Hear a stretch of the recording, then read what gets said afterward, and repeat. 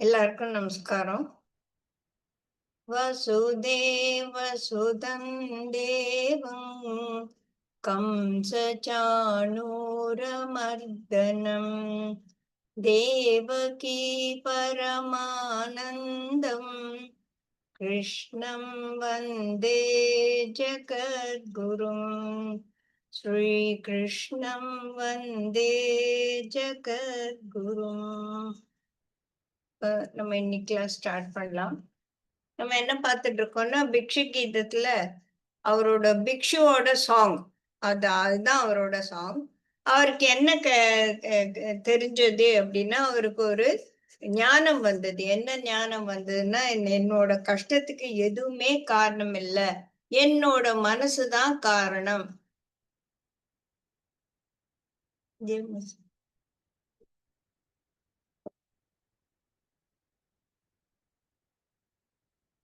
கேக்குதுங்களா எல்லாருக்கும்?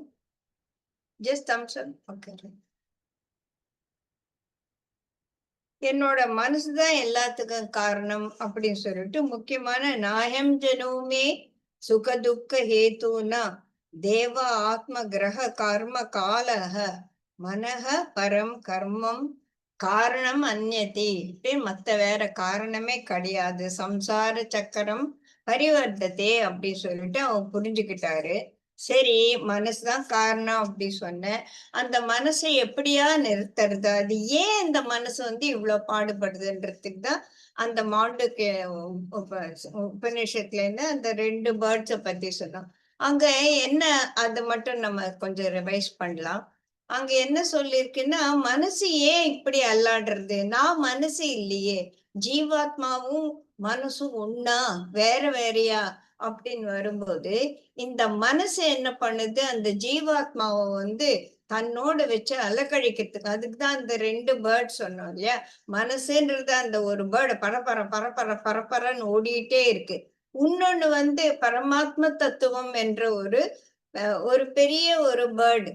அப்போ இது மட்டும் சும்மா இருக்கு, நான் ஏன் இப்படி அலையறேன் அப்படின்னு சொல்லிட்டு அது பார்க்கும்போது இந்த மனசு அதை அலக்கழிக்குது. மனசு எப்படி ஆத்மாவுக்கு தான் ஒண்ணுமே கிடையாது, அது எப்படி மனசு அதை அலக்கழிக்கும்னா, ஆத்மான்றது ஒரு கிறிஸ்டல் மாதிரி, அது பரிசுத்தமானது. அது பக்கத்துல எந்த விதமான ஒரு பல்பா, ஒரு சிவப்பு கலர் லைட்டு போட்டா அது சிவப்பா தெரியுது, பச்சை கலர் லைட்டு போட்டா பச்சையா தெரியுது. இந்த மனசை இது அது தன்னோட இதுக்கு இழுக்கிறது. இந்த மனசு அந்த ஆத்மாவை நான் தான் நான் தான் நான் தான் அப்படின்னு சொல்லி இழுக்குது. அதனால இந்த மனசு எப்பேற்பட்டது, முக்குணங்கள் ஆனது. ரஜஸ் தமஸ் சத்துவம் அப்படின்னு சொல்லிட்டு இந்த குணங்கள் எல்லாம் வர்றதுனால தெய்வீ தேசம் குணமயி அப்படின்னு பகவானே சொல்லியிருக்கார். இந்த பிரகிருதி தத்துவமே குணங்களால் ஆனதுதான். ஆனா நீ தமசு ரஜசேன்னு நீ மேல போயிட்டே இருக்கணும். ஊர்தம் கச்சந்தி சத்வக மத்தியே திஷ்டத்தி ராஜசா அதோ கச்சதி தாமசா அப்படின்னு பகவானே சொல்லியிருக்கார். இப்போ இந்த மனசதான் நீ ஜாகிரதையா பாத்துக்கணும் அப்படியே எல்லாம் சொல்லிட்டீங்க. இந்த மனசை நீங்க காரணம்னு எனக்கு புரிஞ்சிச்சு, மனசை நீங்க பத்திரமா வச்சுக்கணும்னு சொல்லிட்டீங்க. அதையும் நீங்க தானே சொல்லி கொடுக்கணும். அந்த மனசை எப்படி நான் எப்படி அதை ஹேண்டில் பண்றது, மனவேவ மனுஷியானாம் அப்படின்னு சொல்லிட்டு. அதுக்காக இங்க பகவான் ஒரு 46வது ஸ்லோகத்துல ஒரு 6 விஷயங்களை அவர் சொல்றார். அந்த 6 விஷயங்கள் என்னன்னா, தானம் பண்ணணும் முதல்ல. அதுக்கு இந்த 6 விஷயங்கள் சேர்ந்த ஒரு கூட்டு முயற்சிக்கு தான் நாம என்ன சொல்றாங்கன்னா, அதுதான் நம்மளோட சாதனா, அதுதான் that is what we have to practice. இந்த பிராக்டிஸ பகிரங்க சாதனா அந்தரங்க சாதனான்னு 2ஆ பிரிச்சுட்டாங்க. அதாவது நான் நான் எனக்காக செய்யறது, நான் என்னை மாத்திக்கிறது.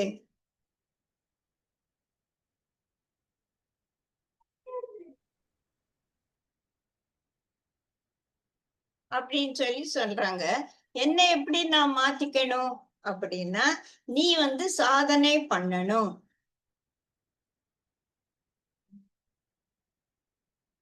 சரி, என்ன மாதிரி சாதனை பண்ணணும்? பகிரங்க சாதனமும் பண்ணணும், அந்தரங்க சாதமும்.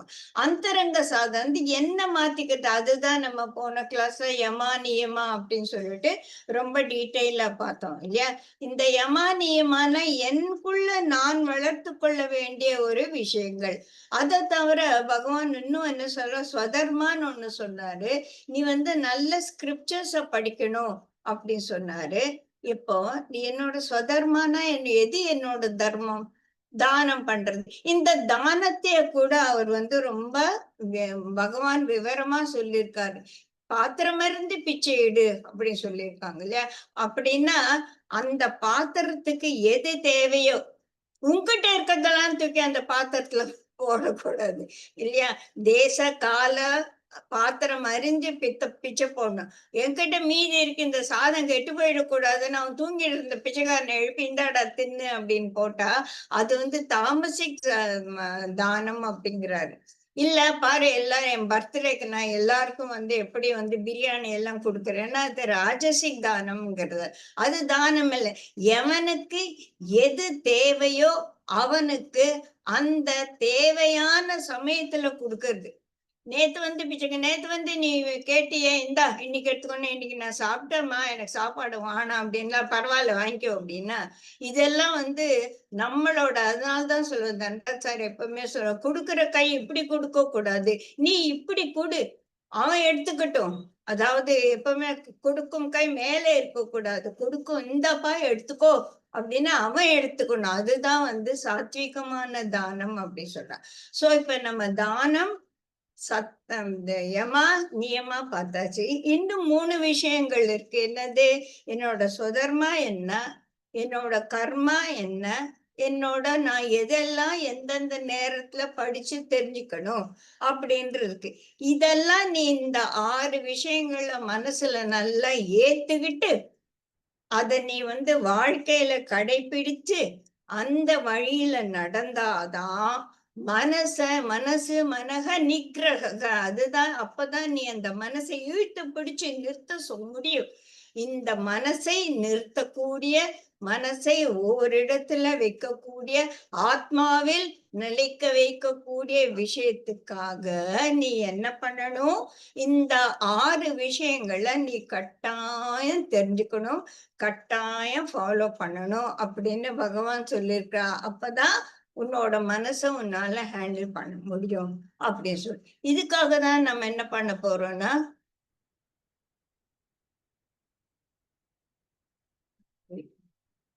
ஓகே ரைட், என்ன பண்ண போறோம்னா, நம்ம ஒரு, நான் எல்லாருக்கும் மெயில் அனுப்பிச்சிருக்கேன். அதை நம்ம இப்ப ஷேர் பண்ணிட்டு அந்த விவாக விளக்கங்கள்ல முதல்ல பார்த்துட்டு அப்புறமா அந்த டேப்லெட் காலத்துல நம்ம கம்ப்ளீட்டா நம்ம டீட்டெயில்டா பார்க்கலாம். ஓகேயா?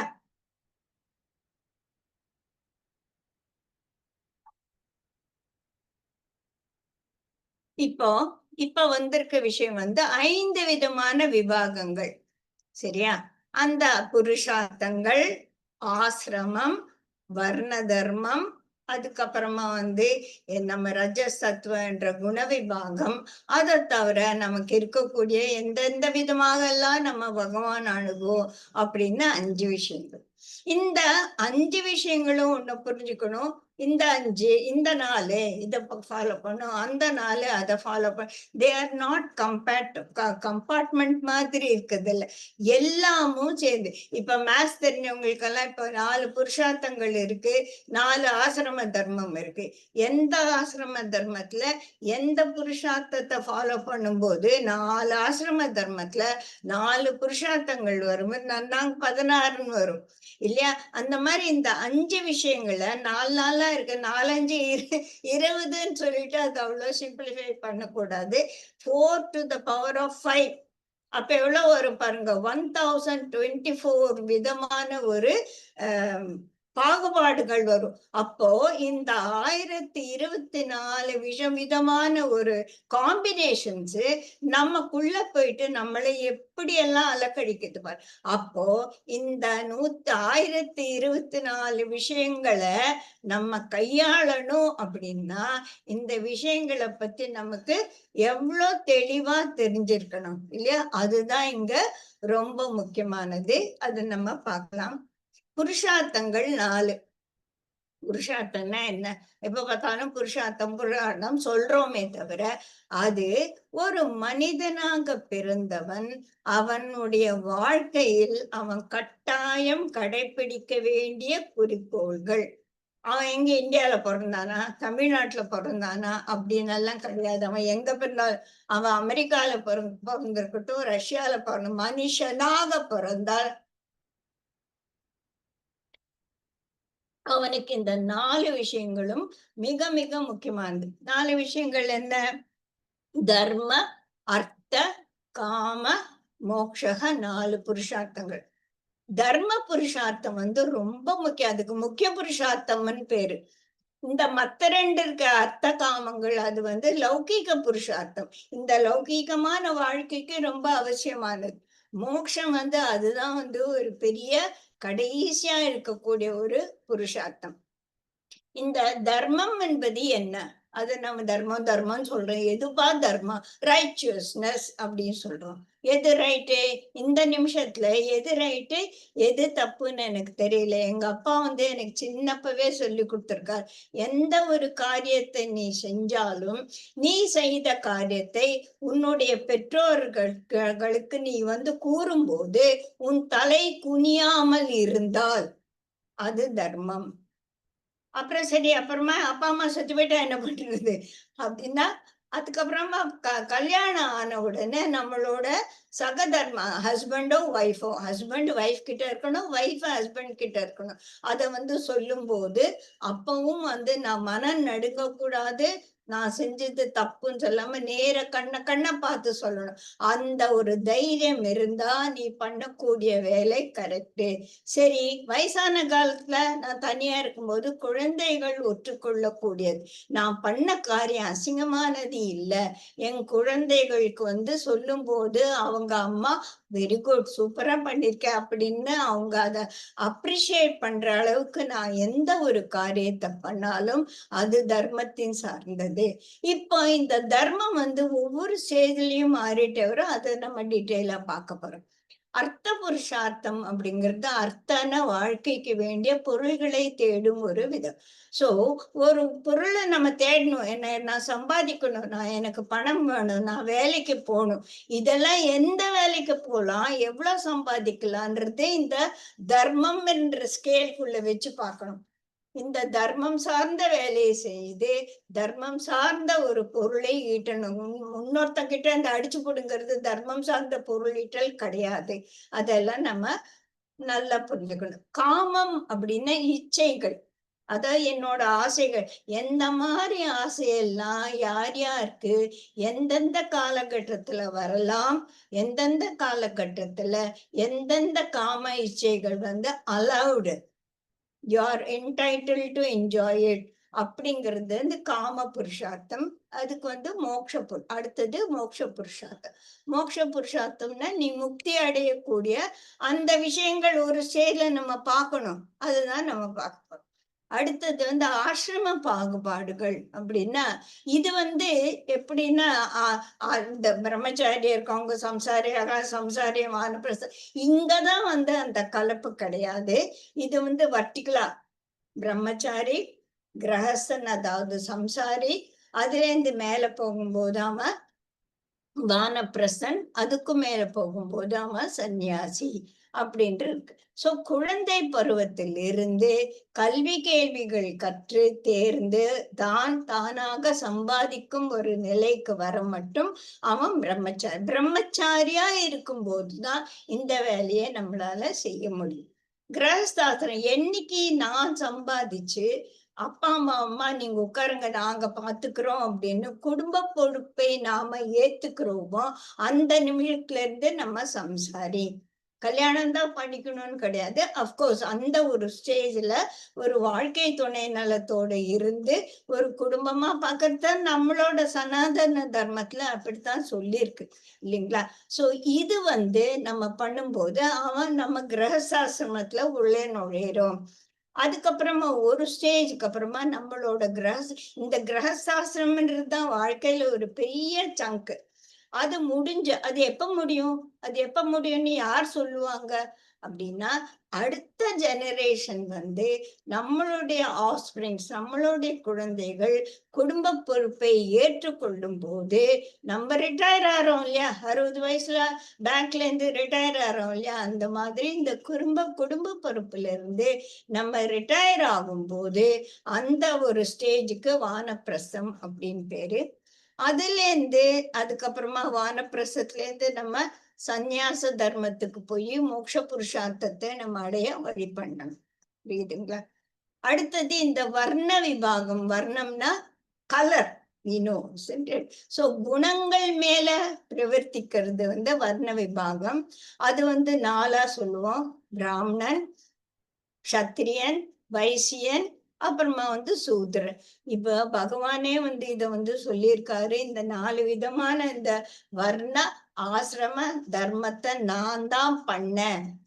எப்படி பண்ணேன்? பிறப்பை வச்சு நான் பண்ணலை, வயசை வச்சு நான் பண்ணலை, உன்னுடைய கர்மங்களை பொறுத்து நான் தான் இந்த மாதிரி பண்ணேன் அப்படின்னு சொல்லிட்டு அவரு அழகா பகவத்கீதையில சொல்லி ஒண்ணு நம்ம புரிஞ்சுக்கணும். இங்க சொன்னது எல்லாமே பகவத்கீதையில பகவான் கிருஷ்ணர் சொன்னதுதான். நம்மளா எந்த கதையும் இங்க நம்ம விடல அப்படின்னு. சோ இந்த மாதிரி 4 வர்ண விதமான வர்ணங்களை நான் தான் ஏற்படுத்தினேன். இத தாண்டுவது என்பது என் கைய பிடிச்சுட்டாதான் நீ இந்த மோட்ச புருஷார்த்தத்துக்கு போகலாம். அதையும் அங்க சொல்லியிருக்காரு. அதுக்கப்புறமா இந்த பக்தி பிரார்த்தனை அது சதுர்விதம் பஜந்தே மாம். அப்படி 4 விதமான மனுஷர்கள் என்ன பூஜிக்கிறார்கள். அவங்க யாருன்னா ஆர்த்தி, அர்த்தார்த்தி, ஜிக்னாசு, ஞானி ஆர் முமுக்ஷு. ஆர்த்தினா யாரு? துன்பத்தில் இருக்கிறவங்க. நான் அதுக்குதான் எக்ஸாம்பிள் திரௌபதியை சொல்லியிருக்கேன். துன்பத்தில் இருக்கும்போதுதான் பகவானே கிருஷ்ணா அப்படின்னு சொல்லி நம்ம கூப்பிடுவோம் இல்லையா? ஏன்னா அந்த துன்பத்தை என்னால நானாக சமாளிக்க முடியாதுன்னும் போது எனக்கு மேல ஒருத்தன் இருந்தா ஹெல்ப் பண்ணுப்பா அப்படின்னு சொல்லி கேக்குறோம் இல்லையா? சோ துன்பம் வரும்போது பகவானை நினைக்கிறது, கஷ்டம் வரும்போது பகவானை போய் சரணடைகிறவங்க ஆர்த்தி. அர்த்தார்த்தினா நான் எனக்கு இந்த வேலை வேணும், எனக்கு பொருள் ஈட்டணும், இதெல்லாம் என்னால முடியல, இதுக்கு நீ ஹெல்ப் பண்ணு அப்படின்னு சொல்லிட்டு பொருள் இன்பம் வேண்டி பிரார்த்தனை செய்பவன். இதுதான் mostly we are all belong to அர்த்தார்த்தி தான். அதுக்கப்புறமா ஞான வேட்கை இருப்பவர்கள். அதாவது யார் இந்த பகவான்? எப்ப நான் கூப்பிட்டா எனக்கு ஹெல்ப் பண்றாரு, என்னை பாத்துக்கிறாரு, யார் இந்த பகவான்? இந்த பகவானை பத்தி நான் டீப்பா தெரிஞ்சுக்க வேணாமா அப்படின்ற ஒரு ஞான வேட்கை. அதுக்குதான் நான் சமய குருவர்கள், மாணிக்க வாசகர் அவரெல்லாம் எக்ஸாம்பிளா கொடுத்திருக்கேன். அதுக்கப்புறமா ஞானி, பரம்பொருளின் சொரூபத்தை உணர்ந்து பகவானே உன்னதான் அடையணும்னு ஒரே குறியா இருக்கிறவங்க தான் ஞானிகள். இந்த காலத்துல எனக்கு தெரிஞ்ச ஞானி, நான் வாழ்க்கையில பார்த்த ஞானி குருதேவ் தர்ஷி ஸ்ரீ ரவிசங்கர் அப்படி சொல்லலாம். இன்னும் ஆக்சுவலா ஸ்கிரிப்சர்ஸ் சொல்லிருக்கு சுகபிரம்மம் தான். சுகபிரம்மம் அவர் பிறவிலேயே ஞானி. அவர் அந்த மாதிரி அது எனக்கு தெரிஞ்சு ஸ்ரீ ஸ்ரீ ரவிசங்கர் சொல்லலாம். இந்த காலத்துல சின்மயானந்தா சொல்லலாம். இல்லைன்னா ஜெய கிருஷ்ணமூர்த்தி இவங்கெல்லாம் பிறவியிலே. ஆனா நீங்க நம்ம இதுல பார்க்கும்போது சனத்குமாரர்கள் பிறக்கும் போதே ஞானிகள். சோ இது ஒரு பாகுபாடு. இதற்கு மேலதான் இருக்கக்கூடிய முக்கியமான பாகுபாடு குணத்தின் பால் பிரிக்கப்படுறது. தமோ குணம், ரஜோகுணம், சத்வகுணம், அதுக்கு மேல சுத்த சத்துவம். தமோ குணம்னா என்ன? அஜானத்தால் உண்டானது, மயக்கம், டெல்யூஷன், ஒரு அசட்டை, எந்த வேலையுமே சேர்த்துக்கு ஒரு அசட்டை, அப்புறமா ஒரு சோம்பல், அட போடா அப்படின்ற ஒரு ஆட்டிடியூட். இதெல்லாம் ஒருத்தனை இந்த ஜீவனோட பந்தப்படுத்தி வைக்கிறது தமோ குணத்தால. ரஜோகுணம் ஒரு பரபரப்பு, வேலை செய்யணும், வேலை செய்யணும், எதனா செய்யணும், இதை பண்ணணும், அதை பண்ணணும் அப்படின்னு பரபரன்னு இருக்கவங்க. இவங்களுக்கு ஆசையும் ஜாஸ்தி, பற்றும் ஜாஸ்தி. எப்ப பார்த்தாலும் எதனா ஒண்ணு செஞ்சுக்கிட்டே இருக்கணும் அப்படின்றது ரஜோகுணம். படிக்கம் போல சுத்தமானவர்கள் சத்துவகுணம். அது ரொம்ப ஒளிப்ப அந்த ரொம்ப சத்துவ குணத்துல மேலோங்கி இருக்கிறவங்க நம்ம பக்கத்துல வந்தாலே நமக்கு ஒரு மாதிரி சுகமா இருக்கும். இவங்களோட இன்னும் கொஞ்ச நேரம் நம்ம இருக்க மாட்டோமான்னு இருக்கும். அது சத்துவகுணம். இப்போ இது இது புரியுதுப்பா. இந்த சுத்த சத்துவம்னா என்ன அப்படின்னா, கலப்படம் இல்லாத ஒரு சத்துவ குணம். அதுல அந்த ரஜோ குணமோ, தமோ குணமோ ஒரு சேரவே சேராது. அந்த கலர் வரவே வராது. அப்ப அது எப்படி குணங்களை தாண்டி இருக்கத குணாதீதன் அப்படி சொல்லுவோம் இல்லையா? அந்த மாதிரி ஒரு குணத்துல மனசு நிச்சலமா இருக்கிறதுக்கு அது சுத்த சத்துவம் அப்படி சொல்லுவோம். இந்த பாகுபாடுகளை நம்ம இன்னொரு டேபுலர் காலம்க்கு போய் அதுல நம்ம பார்க்க போறோம். பார்க்கலாங்களா?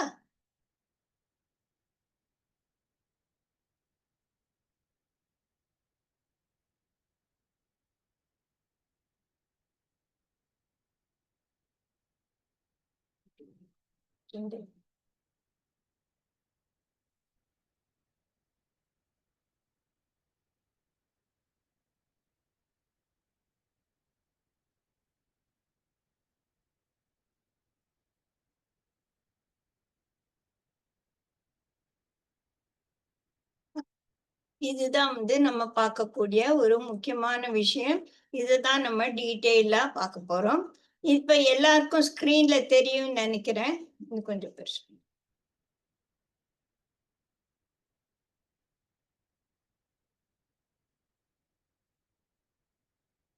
இப்போ இது நம்ம கீழேந்து பார்க்கிறது தான் ரொம்ப யூஸ்ஃபுல்லா இருக்கு. இப்ப பிரம்மச்சாரி. பிரம்மச்சாரின்றது யாருன்னு பார்த்தோம்? ஒரு 5 குழந்தை பருவம் தாண்டி நம்மளா சம்பாதிக்கிற ஒரு நிலைமைக்கு வர மட்டும் அவங்கள் தான் பிரம்மச்சாரின்னு பார்த்தோம். இந்த நீங்க இத தப்பா பிராமண பிரம்மச்சாரி, சத்திரிய பிரம்மச்சாரி, வைசிய பிரம்மச்சாரி, சூத்திர பிரம்மச்சாரின்னு கிடையாது. பிரம்மச்சாரின்றது ஒரு ஸ்டேஜ் இன் லைஃப். அவன் கற்றலும் கற்பித்தலும் என்ற ஒரு குணத்துல இருக்கும்போது பிராமண குணத்துல இருப்பான்.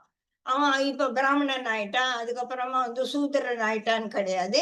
அது மட்டும் நீங்க மனசுல நல்லா புரிஞ்சுக்கணும். இப்போ இந்த பிரம்மச்சாரி எந்த மாதிரி குணங்கள், அவனுக்கு அந்த புருஷார்த்தங்களும் வேணும் இல்லையா? இந்த பிரம்மச்சரிய தத்துவத்துல அவனுக்கு என்ன புருஷார்த்தம்னா, தர்ம புருஷார்த்தம் எல்லாருக்கும் இருக்க வேண்டியது. தர்ம அர்த்தம் இன்னும் அவன் ஆரம்பிக்கல. அவன் சம்பாதிக்க ஆரம்பிக்கல. ஆனா காமம்னா இங்க இந்த பிரம்மச்சாரிகள் எல்லாம் they can have செக்ஸ்ன்னு கிடையாது.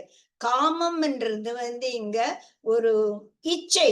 எதுக்கு இச்சை? இவன் எதுக்கு ஆசைப்படணும்? பிரம்மச்சாரிய நேரத்துல அந்த ஸ்டேஜ்ல அவன் நல்லா படிச்சு நாளைக்கு சம்பாதிக்கிறதுக்காக தேவையான ஒரு ஒரு ஸ்கில்ஸ் ஒரு இதே நான் டெவலப் பண்ணிக்கணும் அப்படின்ற ஒரு இச்சை.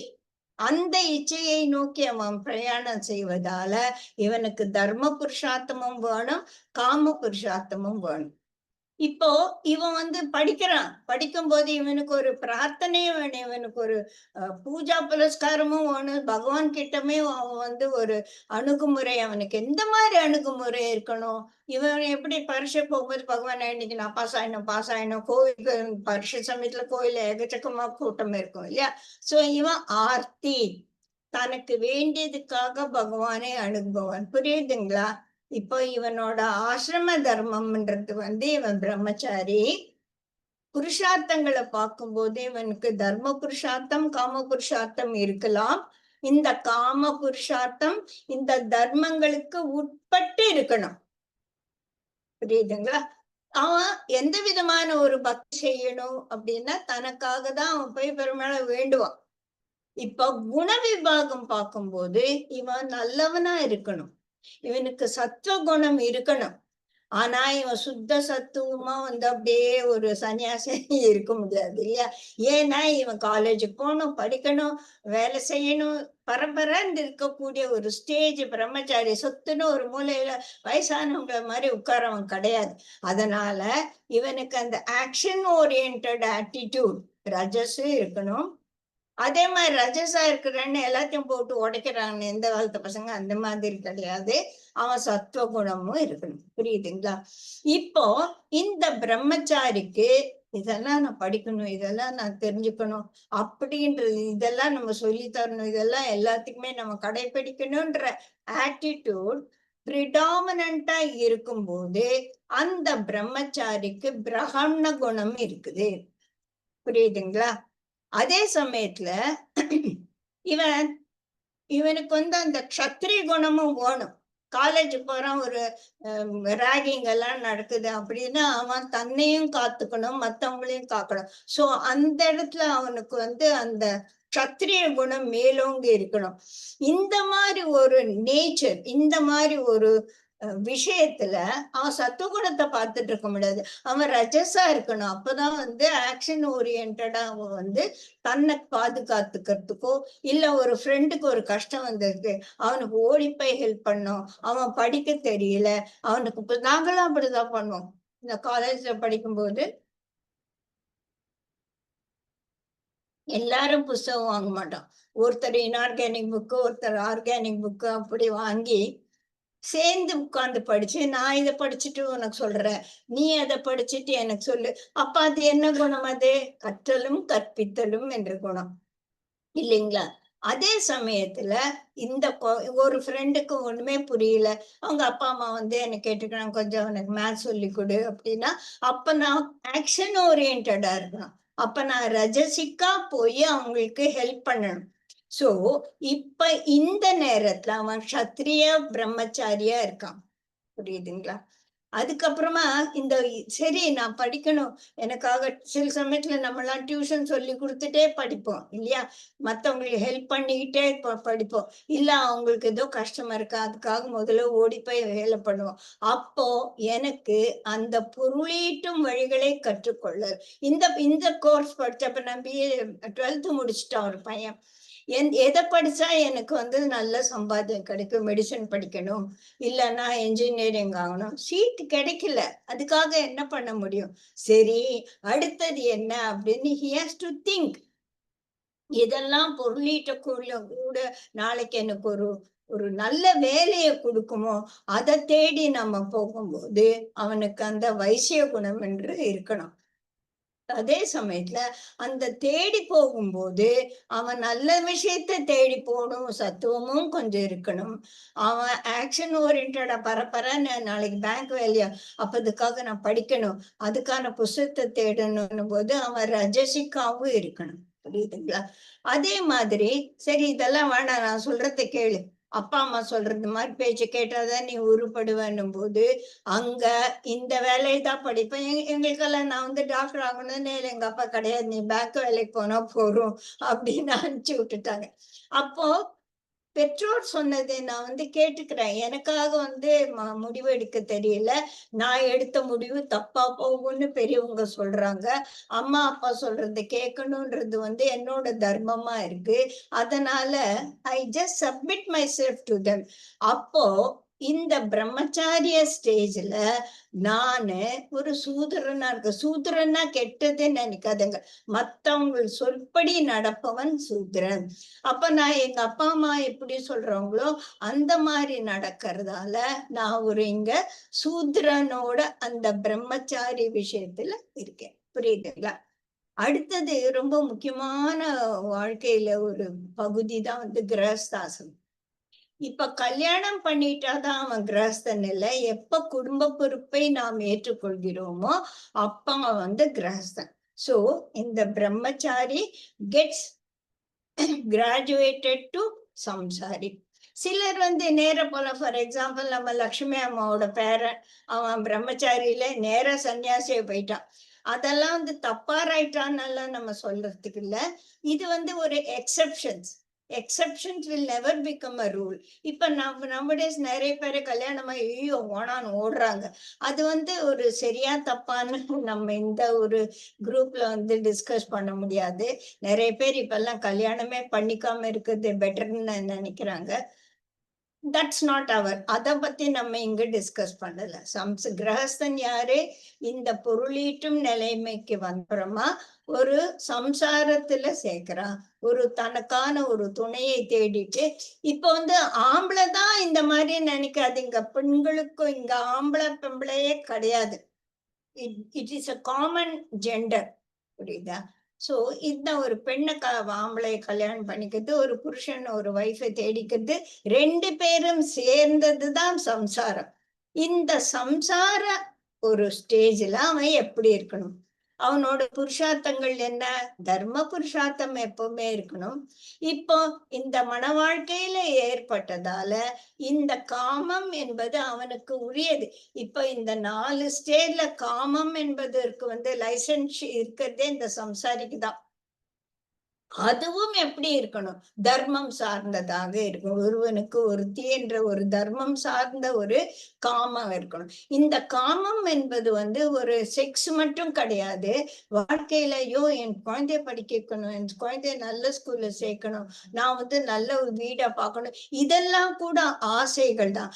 ஆனா என்ன, இந்த ஆசைகள் தர்மம் சார்ந்து இருக்கணும். அது எப்படி தர்மம் சார்ந்து இருக்குது? Need based life, not desired based life. எது எனக்கு அவசியமோ அது.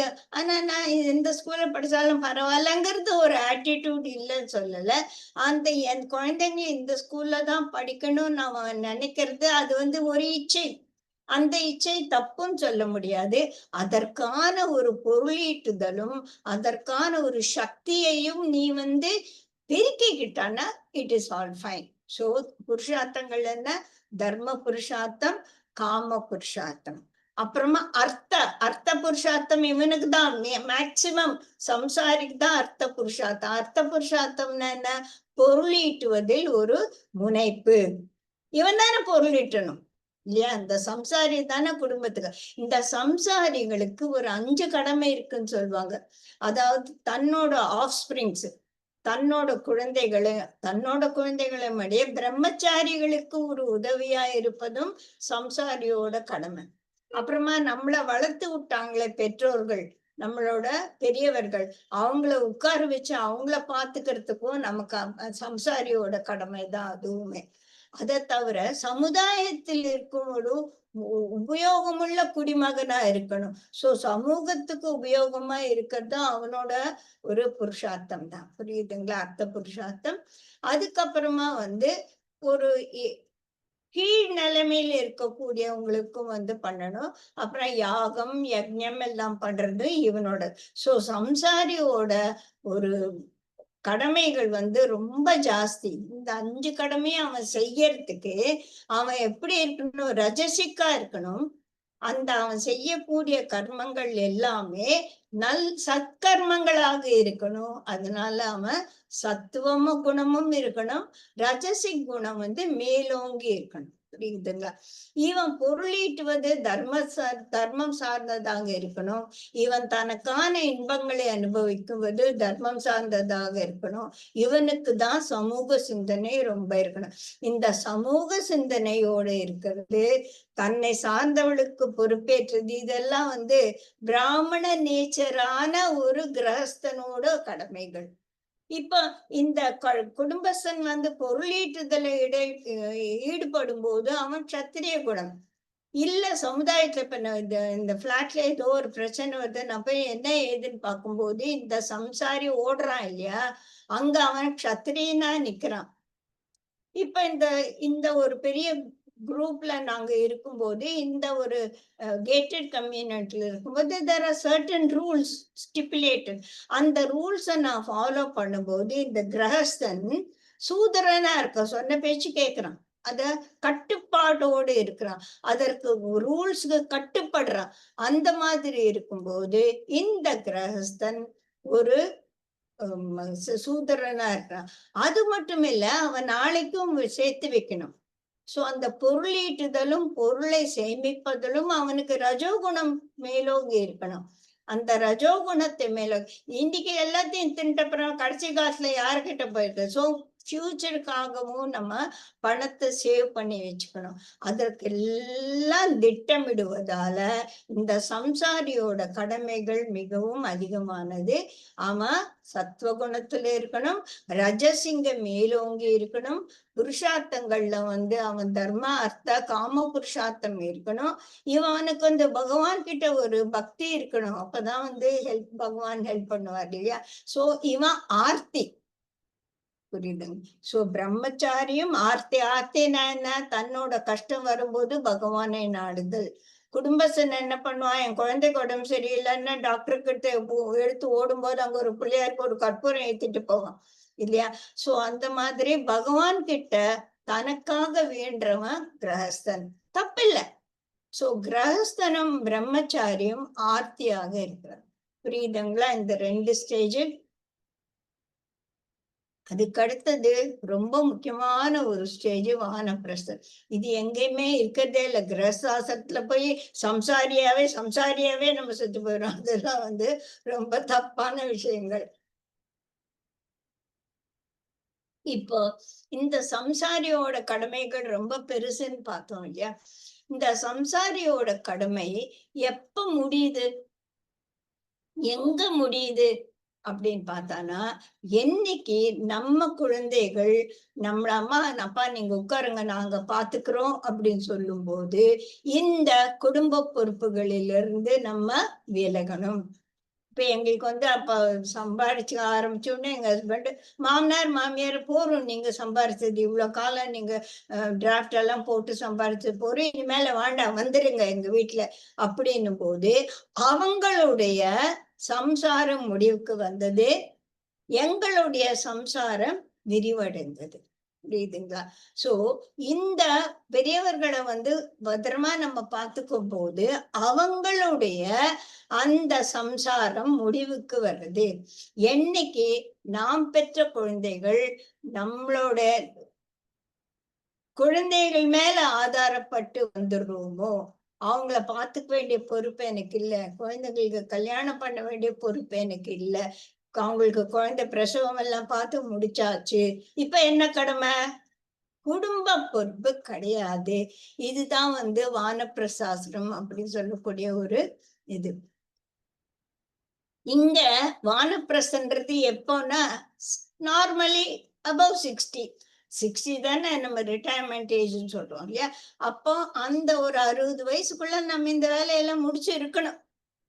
இப்போ இவனோட புருஷார்த்தங்கள்னா இவனுக்கு தர்ம புருஷார்த்தம் கட்டாயம் இருக்கு.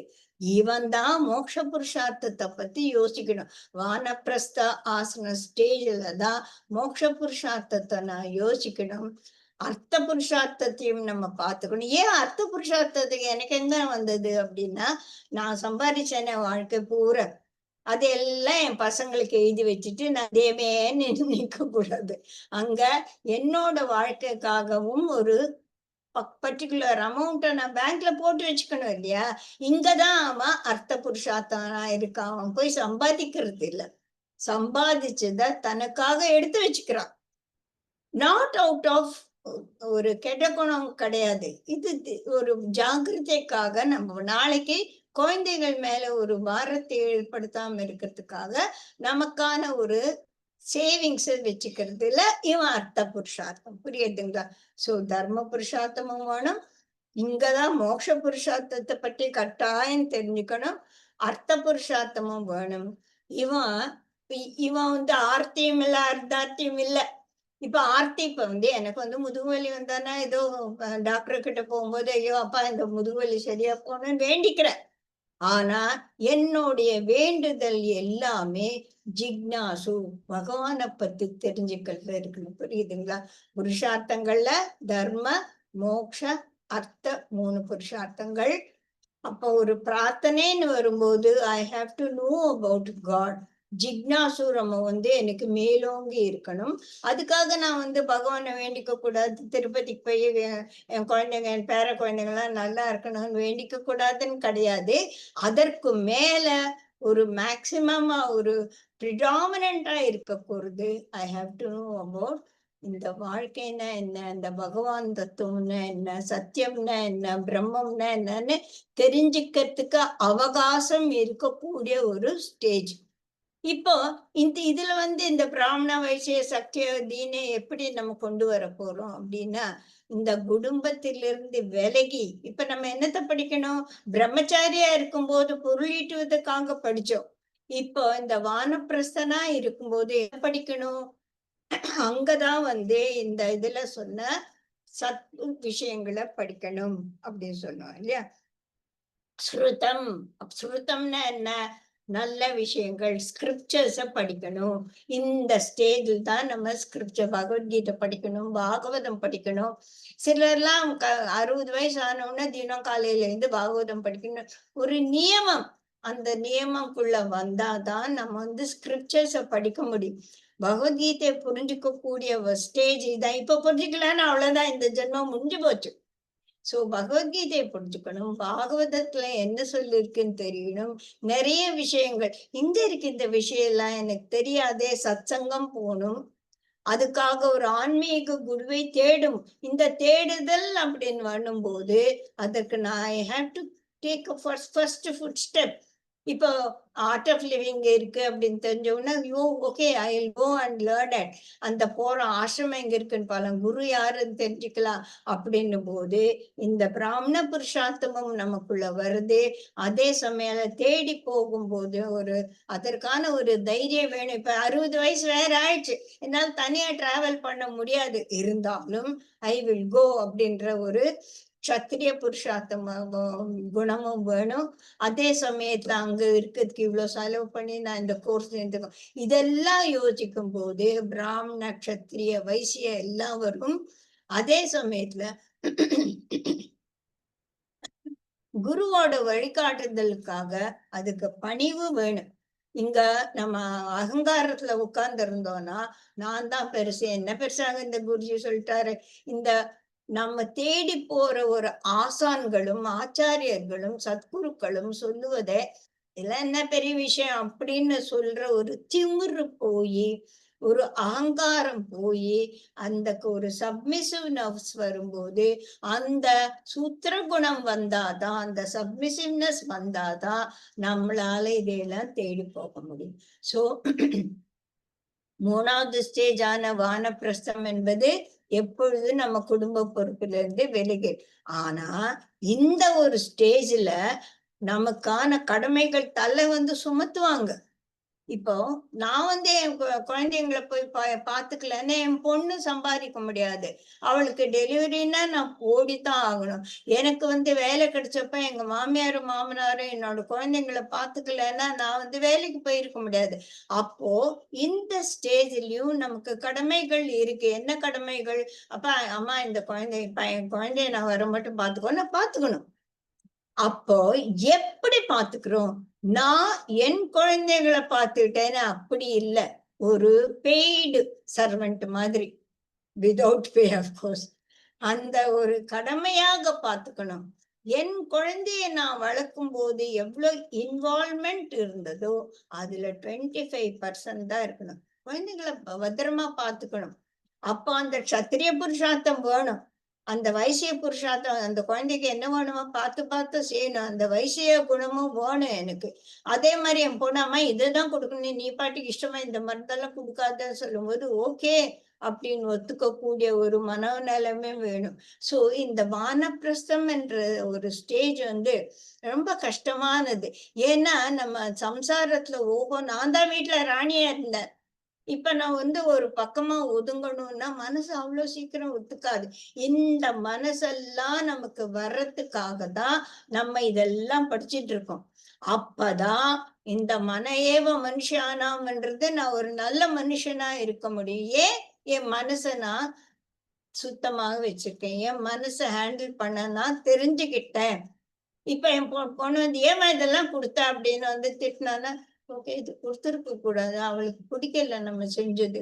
சரி ஒத்துட்டு மனச அங்க சலனம் இல்லாம நம்ம அந்த ஒரு ஃபொர்பேரன்ஸ்ன்றது வரணும். சோ இந்த சகிப்புத்தன்மை இந்த வானப்பிரஸ்த ஸ்டேஜ்ல நிறைய வேண்டி இருக்கு. அதுக்கு நம்ம நம்மளோட சம்சாரத்திலயுமே நம்ம பிரம்மச்சரியத்திலுமே எந்தெந்த தர்மங்களை எப்படி கடைபிடிக்கணுமோ அதை பண்ணி இருக்கணும். அந்த ஸ்டேஜ் தானே பிஎஸ்சி முடிச்சாதானே என்ன எம்எஸ்சில எனக்கு சீட் கொடுப்பாங்க. இதெல்லாம் நான் தாண்டி போகும்போதுதான் நான் வானப்பிரஸ்தத்துக்கு ஒரு சரியான ஒரு பிரஜையா ஆவேன். புரியுதாங்களா? இப்ப வானப்பிரஸ்தம்ன்றது சம்சாரத்திலேருந்து வெளியில வந்தப்புறமா தர்ம மோக்ஷ அர்த்த புருஷார்த்தங்கள் கட்டாயம் வேணும். இதுல பிரார்த்தனை mostly you should know learn how what is God, என்ன சத்துவம்னா என்ன, சாரி பிரம்மம்னா என்ன அப்படின்னு ஒரு ஸ்கிரிப்சர்ஸ படிக்கக்கூடிய ஸ்டேஜ் தான். பகவத்கீதா, அஷ்டோத்தர கீதை, ஹம்சகீதை, பிக்ஷு கீதை எல்லாத்தையும் புரிஞ்சுக்கணும்.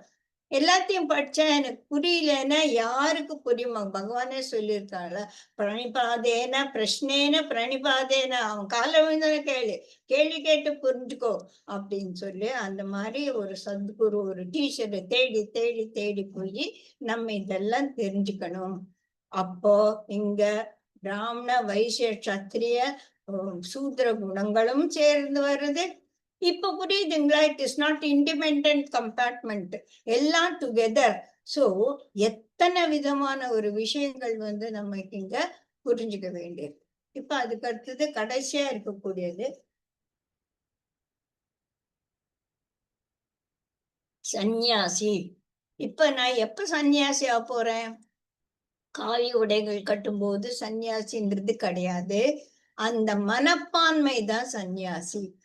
இந்த சந்நியாச குணம் என்னதுன்னா மெயின்லி லெட் கோ, கேபிட்டல்ல போட்டு வச்சுக்கணும். லெட் கோ, வைராகியம்.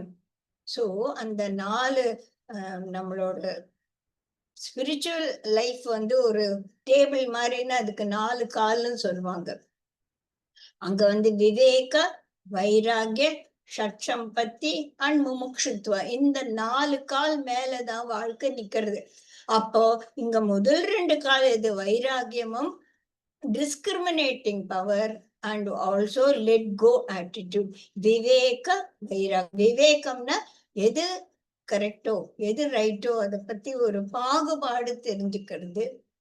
வைராகியம், இட்ஸ் ஓகே, லெட் கோ. இப்ப முந்தி நான் தான் எல்லா வேலையும் செஞ்சுட்டு இருந்தேன். இப்ப என் பொண்ணு சொல்லிட்டாமா, நீ போய் உட்கார, சமையல் அறைக்குள்ள வராத. That's okay. 50 வருஷம் சமைச்சேன், இப்ப இன்னும் ஒரு 10 வருஷம் சமைக்காட்டா இட் இஸ் ஓகே அப்படின்னு அந்த லெட் கோ. நான் செஞ்சா ரசம் நல்லா இருக்கும், இவன் ரசம் செய்யறது நல்லவே இல்லை, இட்ஸ் ஓகே, நல்ல ரசம் 40 வருஷம் குடிச்சா இல்ல, இப்ப இந்த ரசத்தை குடி அப்படின்னு everywhere you have to bring in that forbearance. திதிக்ஷா அப்படின்னு பகவான் சொல்லிட்டார் இல்லையா? சோ ஆகமா பாயினும் அனித்யக, இதெல்லாம் நான் செஞ்சேன் அன்னைக்கு, இன்னைக்கு இவன் செய்யறான், இதெல்லாம் எதுவுமே நித்தியம் கிடையாது. நாளைக்கு இவன் உட்காருவான், இவன் குழந்தை பண்ணுவான். சோ ஆகமா பாயினம் வரும் போயினும் அனித்தக திதிக்ஷா பவ அர்ஜுனா அப்படின்னு பகவான் சொல்ற மாதிரி நமக்கு அந்த திதிக்ஷைன்னா என்ன? ஃபோர்பேரன்ஸ், சகிப்புத்தன்மை. இந்த சகிப்புத்தன்மை வர்றதுக்காக தான் நம்ம பிக்ஷு கீதையை படிச்சுட்டு இருக்கோம் இல்லையா? சோ இந்த சகிப்புத்தன்மை வர வேண்டிய முக்கியமான ஸ்டேஜ் வானப்பிரசாசிரமம், சந்நியாச தர்மம். இங்க புருஷார்த்தங்கள மோட்ச புருஷார்த்தம் தான் மேக்சிமம்.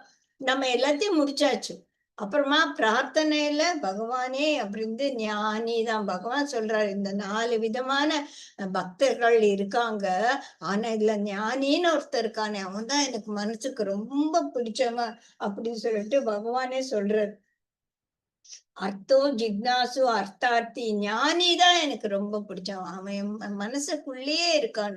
சோ நம்ம இப்ப பகவான் கிட்ட போகும்போது ஞானியா போகணும். ஆசைகள் தர்ம அர்த்த ஆர்த்தி அர்த்தாத்தியா, எனக்கு உடம்பு சரியா போகணும், எனக்கு அது போகணும் அப்படின்னு எல்லாத்தையும் விட்டுட்டு பகவானே நீதான் ஒண்ணு. இங்கதான் கம்ப்ளீட் சரணாகத்தின்றது வரணும். ஆமா, எனக்கு முதுகு வலிக்கு நான் என்ன பண்றேன்? ஃபோர்பேரன்ஸ், பொறுத்துக்கோ. உடம்பு சரியில்லாம போறது, தட்ஸ் ஓகே. வயசானா ஒவ்வொரு மிஷின் மிக்சி எத்தனை நாள் ஓடும்? கொஞ்ச நாள் ஆனா குறை சத்தம் போடுறது இல்ல. அந்த மாதிரி இந்த உடம்புக்கும் ஒரு ஸ்டேஜ் வந்துச்சு, நம்ம நிறுத்திக்கணும், எல்லாத்தையும் நம்ம நிறுத்திக்கணும். ஒன்னே ஒன்ன பிடிச்சுக்கணும். பகவானோட கால சரண்டர். எது வந்தாலும் திஸ் வில் இதுவும் கடந்து போகும். போகலன்னா பொறுத்துக்கோ, அவ்வளவுதான். ஜிக்னா திதிக்ஷா. அதுக்கு மேல நமக்கு வேற வழியே கிடையாது. பொறுத்துக்கோ. பகவானே சொல்லிட்டாரு. இது ஆகமா பாயினாங்க. அனித்யா எதுவுமே பகவான் குருஜியே சொல்லுவாரு. இந்த சம்சார சக்கரம் பரிவர்த்தனாந்தன் பார்த்தோம் இல்லையா? மேல போன சக்கரம் கீழே வந்துதான் ஆகணும். கீழே இருக்க சக்கரம் மேல போய்தான் ஆகணும். சுகமும் சாஸ்வதம் இல்ல, துக்கமும் சாஸ்வதம் இல்ல. இது மாறி மாறி மாறி இந்த சம்சார சக்கரம் சுழந்துட்டே இருக்கு. பகவான் என்ன சொல்றாரு பகவத்கீதை? அந்த ஒரு வேர்ல்புல் ஓடுதுல, அதுல போய் சேர்ந்துக்கோ, நீயும் சுத்து. நீ தனியா நிக்கவே முடியாது. நான் இந்த சம்சாரத்துல சேர மாட்டேன், இந்த வேர்ல்பூல்ல இருக்க மாட்டேன், நான் கரையிலே இருப்பேன்னா சான்ஸே கிடையாது. we have to get into this big சக்கரம், இந்த சம்சார சக்கரத்துல இருக்கும். ஆனா இந்த சுத்தும் போது தலை சுத்தாம நம்ம நேரா நிக்கிறதுக்கு இந்த புருஷார்த்தங்களும், இந்த குண விபாகங்களும், இந்த ஆசிரம விபாகங்களும், இந்த ஒரு பக்தியை பத்திய ஒரு விஷயமும் தெரிஞ்சுக்கிட்டு நம்ம இருந்தாதான் இந்த ஒரு புருஷார்த்தங்களை நம்ம தாண்டி வர முடியும். இப்போ இந்த ஒரு சந்நியாச தர்மத்துல நம்ம எந்த குணம் மேலோங்கி இருக்கணும்னா பிராமண குணம். கற்றலும் கற்பித்தலும், சம்சாரத்திலிருந்து விலகி ஞான மார்க்கத்துல நான் ஈடுபடுவேன் அப்படின்ற ஒரு நிர்ணயம். பகவத்கீதை, பாகவதம், புராணங்களை படிச்சு தெரிஞ்சுக்குவேன்ற. சோ இங்க குணம் எப்படி இருக்கணும்? சத்துவ குணமா இருக்கணும். அதுவும் சுத்த சத்துவம், கலப்படம் இல்ல. நான் பண்றேன் பாரு அப்படின்ற பகவான் சொல்ற இந்த சத்துவகுணம் இருக்கே, இதுதான் ரொம்ப கஷ்டம் தாண்டுறது. ஏன்னா நான் ரொம்ப நல்லவன். என்ன மாதிரி யார் நல்லவன்? என்ன மாதிரி யாரு பகவத்கீதை படிக்க முடியும்? தினம் படிப்பேன். நான் பாகவதம் படிக்காம இந்த சத்துவ குணத்திலேயே ஒரு அகங்காரம் வந்துடும். இந்த ஒரு சத்துவ குணத்தில் இருக்க அகங்காரத்தை தாண்டி சத்துவமா இருக்கத்தான் சுத்த சத்துவம் இங்க. சோ இதெல்லாம் நம்ம படிக்கும்போது அந்த குணம் மேலோங்கி இருக்கணும். இப்ப இதை படிக்கும்போது தினம் நான் போய் என்னையா தினம் படிக்க வேண்டியிருக்கு, சோம்பேறித்தனமா இருக்கு. No, I will not give up அப்படின்ற அந்த க்ஷத்ரியன், அந்த வாரியர் குணம். நோ, ஐ வில் ரீட், என்ன கம் வாட் மே. இன்னைக்கு நான் பாகவதம் படிக்காம இருக்க மாட்டேன். இந்த ஒரு ஒரு நியமனத்தை கொண்டு அதான் அங்க இந்த 6 குணங்கள்ல ஷட் விரதானி, நல்ல விரதங்கள் எடுத்துக்கோ. வவுஸ், good வவுஸ். Today 10 o'clock I will take my Bhagavatam book, படிப்பேன் அப்படின்னு. யாரு இப்ப ருக்மணியை போய் 10 மணிக்கு நீ பாகவதம் படினா ஒரு ஷீஸ் நாட் இந்த சன்னியாசி தர்மம். ஓகேயா? சன்னியாசி தர்மத்துல இருக்கிறவங்க இதுக்கெல்லாம் நேரம் ஒதுக்கும். நம்மளுடைய நேரம் இதுக்காகத்தான் ஒதுக்கப்படணும் அப்படின்றது சொல்றது ரொம்ப முக்கியம். இப்ப இந்த ஞானத்தை சம்பாதிக்கணும். சம்பாதிச்சு ஒரு பக்கம் எழுதி வச்சுக்க கூடாது. அதான் நம்ம பிராக்டிஸ் பண்ணணும். இப்ப இந்த எல்லாத்தையுமே நம்ம நமக்குள்ள பிராக்டிஸ் பண்ணும்போதுதான். இப்ப நான் சன்னியாசி தர்மத்துல இருக்கேன், நான் என்னத்துக்கு பிரம்மச்சாரி எப்படி இருக்கணும் இல்லையே. நம்ம கிட்ட வரக்கூடிய ஒரு யங்ஸ்டர்ஸ்க்கு நம்ம ஒரு புத்தி சொல்ற ஒரு குருஜி தானே சொல்லுவாங்க. வயசாயிடுச்சா எல்லாருக்கும் ஆசீர்வாதம் பண்ண, உனக்கு தெரிஞ்ச நல்ல விஷயங்கள சொல்லு. அப்போ நான் இந்த பிரம்மச்சாரிகள் எப்படி இருக்கணும் தெரியணும், எனக்கு சம்சாரிகள் என்னென்ன பண்ணணும்னு தெரியணும். அப்பதான் ஒரு சம்சாரி அம்மா என்ன பண்றது, இந்த மாதிரி ஒரு பிரச்சனை, இதுதான்ப்பா தீர்வு, இதுக்கு இந்த மாதிரி பண்ணு அப்படின்னு சொல்லி நம்ம சொல்லணும். ஏன் நானா ஓடி போய் சொல்லலாம், என்ன தேடின்னு வந்துட்டான். அப்போ அந்த க்ஷத்ரிய குணத்தினால யாருக்கு என்ன க்ஷத்திரியனவன்? சந்நியாசி தர்மத்துல ஒரு க்ஷத்திரியனா இருக்கிறவன். ஏன் க்ஷத்திரியனா இருக்கேன்? அவன் என்ன தேடி என்கிட்ட ஒரு அட்வைஸ் கேட்கிறான். அப்போ அவன் எந்த ஸ்டேஜ்ல இருக்கான்? அவன் பிரம்மச்சாரியா இருக்கானா, இல்ல சம்சாரியா இருக்கானா, இல்ல ஒரு 60 வயசு எங்க மருமகளோடு இருக்கவே முடியலன்னு சொல்லும்போது அந்த ஸ்டேஜ்ல அவங்க எப்படி இருக்கணும் அப்படின்னு சொல்றதுக்கு எனக்கு அந்த ஸ்டேஜ் பத்தி தெரிஞ்சிருக்கணும் இல்லையா? சோ அந்த ஸ்டேஜ் எல்லாம் நான் கடந்து வந்திருக்கேன். இத மாதிரி இப்படி மருமக படுத்துறாள நல்ல நாள் சாத்துன்னு சொல்றது தர்மம் சார்ந்த ஒரு விஷயம் கிடையாது. சோ யார் யாருக்கு எந்தெந்த மாதிரி ஒரு அட்வைஸ் கொடுக்கணும், என்ன தேடி வரும், நானா ஓடி போய் கொடுக்கறது இல்ல. அப்போ இந்த மாதிரி குணங்கள் எல்லாம் நமக்கு என்ன ஏது அப்படின்னு தெரிஞ்சிருக்கணும். இப்போ வைசிய குணம் பார்த்தாச்சு. என்னத்த சம்பாதிக்கிறேன் நானு? ஞானத்தை சம்பாதிக்கிறேன். அப்போ மத்தவங்க சொல்லக்கூடிய விஷயங்கள என்ன பாகவதத்துல என்ன இருக்கு? சும்மா கதையா இருக்கு அப்படின்னா, அங்க நம்மளோட புத்தி வேலை செய்ய ஆரம்பிச்சுட்டா அது தப்பு. அந்த அகங்காரத்தை அழிச்சு ஏற்றத்தாழ்வுகளில நேர்கோடாக இருக்க பழகுது சூத்ர குணம். இது சோ இந்த சந்நியாசி ஸ்டேஜ்ல சத்துவ குணம் தான் மேக்சிமம். நீங்க பாத்தீங்கன்னா அந்த டேப்ல காலத்துல சத்துவம், சத்துவகுணம், சுத்த சத்துவம், சத்துவம் அப்படின்னு தான் இருக்கு. அதே நீங்க ஒரு வானப்பிரசத்துல பார்க்கும்போது சத்துவகுணம் ஜாஸ்தியா இருக்கு. சில சமயத்துல ஓரளவுக்கு ரஜோகுணமும் இருக்கணும். அதே நம்ம சம்சாரியா பார்க்கும்போது கிரகஸ்தனுக்கு ரஜஸ் தான் ஜாஸ்தியா இருக்கு பாருங்க. அப்புறமா தான் சத்துவன். அங்க ஒரு ஸ்லாஷ் போட்டிருக்கணும். ரஜஸ் அப்புறமா சத்துவன். சோ ரஜஸ் சத்துவம், அப்புறமா கொஞ்சம் சத்துவம் ஜாஸ்தி, கொஞ்சம் ரஜஸ் ஜாஸ்தி. பிரம்மச்சாரிக்கு ரஜஸ் அண்ட் சத்துவம். சோ இங்க தமசு யாருக்குமே கிடையாது. தமசு ஒரு எல்லோருமே விட்டு ஒழிக்க வேண்டிய ஒரு குணம். என்ன தமோ குணம்? குழப்பம், ஒரு அசட்டை, ஒரு தூக்கம், ஒரு சோம்பேறித்தனம், ஒரு டெல்யூடட் ஆட்டிடியூட். இது யாருக்குமே சரியில்லை. எல்லாருமே இத விட வேண்டியதுதான் ரொம்ப முக்கியம். அதுதான் இந்த டேப்ல காலத்துல புரியுதுங்களா? எதுனா சந்தேகமோ புரியாம இருந்தானா சொல்லுங்க. ஓகேயா? சோ இப்ப நம்ம 46வது சொன்ன பகிரங்க சாதனை எல்லாமே நம்ம தெரிஞ்சுக்கிட்டோம். என்னென்ன சொல்லியிருக்காங்க? தானம் பண்ணணும், தானம் எப்படி பண்ணணும்னு தெரிஞ்சிச்சு. இந்த ஸ்வதர்மா அப்படி சொன்னாங்கள, இப்ப அதுதான் நம்ம இவ்வளோ இதுலயும் நம்ம டிஸ்கஸ் பண்ணியிருக்கோம். ஒவ்வொரு ஸ்டேஜ்லயும் எது நமக்கு தர்மம் அதையும் பார்த்தாச்சு. யமா நியமா நம்ம பார்த்தாச்சு. ஸ்ருதம் அப்படின்னு சொல்லிட்டு, அதாவது ஸ்கிரிப்சர்ஸ படிக்கிறது. எப்போ எந்த ஸ்கிரிப்சர்ஸ படிக்கிறது அப்படின்னு தெரிஞ்சுக்கிட்டோம்.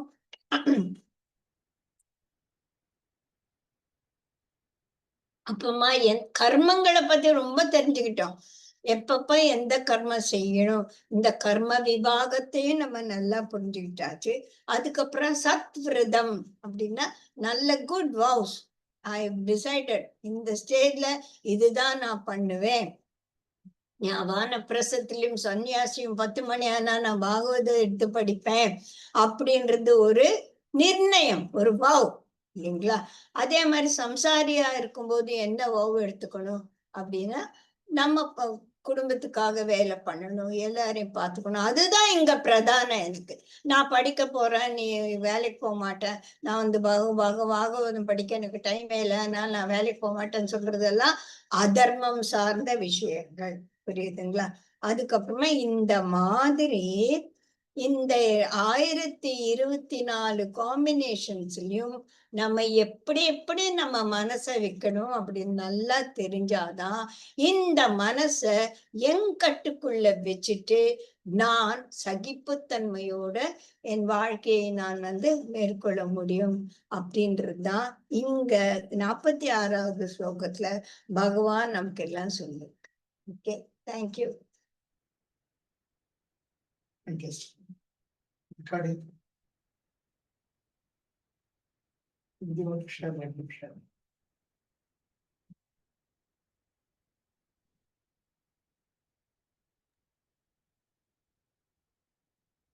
Crystal clear, Jayu.